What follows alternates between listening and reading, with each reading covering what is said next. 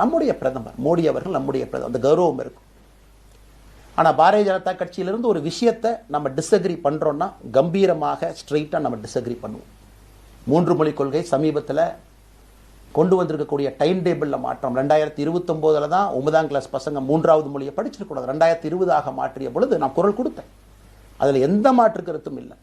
நாம் அப்போஸ் பண்ணுறதுக்காக யாரையும் அப்போஸ் பண்ண மாட்டாங்க, எதிர்ப்பதற்காக நம்முடைய அரசியல் கிடையாது.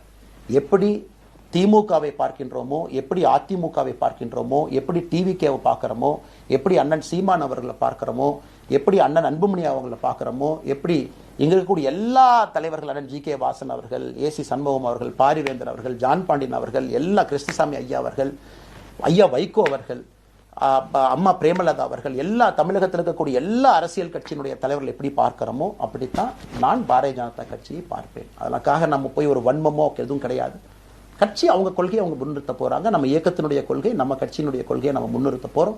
யாருக்கும் நாம் போட்டி கிடையாது. மக்கள் முன்னாடி தரம் பார்த்து மக்கள் நம்மை தேர்ந்தெடுப்பார்கள் என்கின்ற நம்பிக்கையோடு மக்கள் முன்னாடி நம்ம நிற்கிறோம். அடுத்து இன்னொரு கேள்வி கேட்டீங்க, அமித்ஷாஜி அவங்கள நீங்கள் பார்த்தீங்க, ஃபோட்டோலாம் வந்துச்சு, என்ன விஷயம் அப்படின்னு. அமித்ஷாஜிட்டையும் அமித்ஷா அவர்கள்ட்டையும் ரொம்ப பொறுமையாக போய் நான் சொன்னேன், இந்த மாதிரி எக்ஸ்பிளைன் பண்ண நான் போகணும். அதே நேரத்தில் நான் யாரிடமும் சண்டை போட்டு விட்டு தமிழகத்தில் உட்காந்து ஐ எம் ரிசைனிங் ஃப்ரம் பார்ட்டின்னு அனுப்புகிற ஆள் நான் கிடையாது. எனக்கு அது பழக்கமும் கிடையாது. வந்து நேராக உங்கள் கண்ணை பார்த்து சொல்லிட்டு, சில தவறுகள் இருந்தாலும் அதையும் சொல்லிவிட்டு போகக்கூடியதான் என் பண்பு. அதை நாகரீகமாக செய்ய முடியும் என்று நினைக்கின்றேன் என்று சொல்லிவிட்டு தான் வெளியே வந்தேன். அப்படி தான் ஒரு தலைவர்கிட்டையும் பண்ணேன். அதை நாம் எப்பொழுதுமே பண்ணுவோம். நாகரிகமான அரசியலை முன்னெடுப்போம். சமூக வலைதளத்தில் ஆபாசம் வேண்டாம். சமூக வலைதளத்தில் நல்லதை பேசுவோம். எல்லோரும் அவங்கவுங்க இடத்துல தமிழ்நாட்டு மக்களுக்கு நல்லது பண்ணட்டும். பொறுமை பொறுமை பொறுமை. கடைசியாக இந்த வார்த்தையை திரும்ப நான் பயன்படுத்துகிறேன். பில்டிங் கட்டுறோம், கீழிருந்து கட்டுறோம், அதை சரியான முறையில் கட்டி எடுத்துகிட்டு போகணும். நம்புங்க, கூட இருங்க. 42 ஆண்டுகள் வளைவிஞ்சு நெலிஞ்சு சுற்றி இன்னைக்கு இந்த இடத்துல உங்கள் முன்னாடி வந்து உட்கார்றேன்.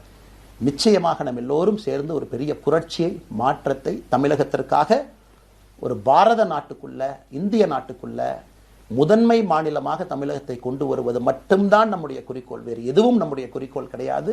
அதற்காக நம்முடைய வாழ்வை அர்ப்பணிப்போம்.